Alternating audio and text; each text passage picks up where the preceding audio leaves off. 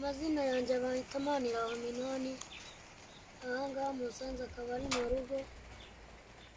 Yes, reka nongere kuguha ikaze wowe ukomeje gukurikirana ibiganiro bya Yawe TV nk'ibisanzwe. Ijwi wumva ni irya Rwanda. Kora subscribe, ukore like, ukore share, ukore comment kugira ngo ukomeze gukurikirana ibiganiro byacu.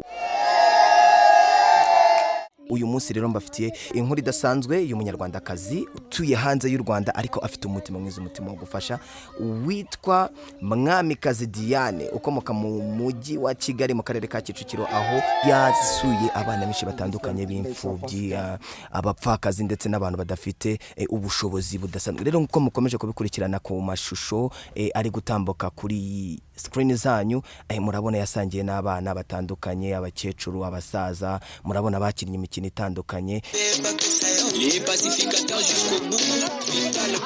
Ibi nibyo rero abanyarwanda muri rusange dukeneye, ndetse abantu benshi abatuye mu mahanga cyangwa se abanyarwanda muri rusange, umuntu wese ufite umutima wo gufasha, nta kindi dushaka uretse icyo uyu mwari yakoze. Rero ibi bintu yabikoreye kuki, cyangwa se yabikoje afite umugambi ki? Afite intego yo kuvuga ngo ngenda afasha abana b'abanyarwanda bari mu buzima bubi, cyangwa se umunyarwanda wese muri rusange ufite ubuzima bubi. Aho rero kuri no ku itariki ya 16 z'ukwezi kwa kabiri umwaka 2020, aho azaba yizihiza isabukuru cyangwa se anniversaire amaze abanye n'umugabo wiwe, cyangwa se igihe bamaze babana.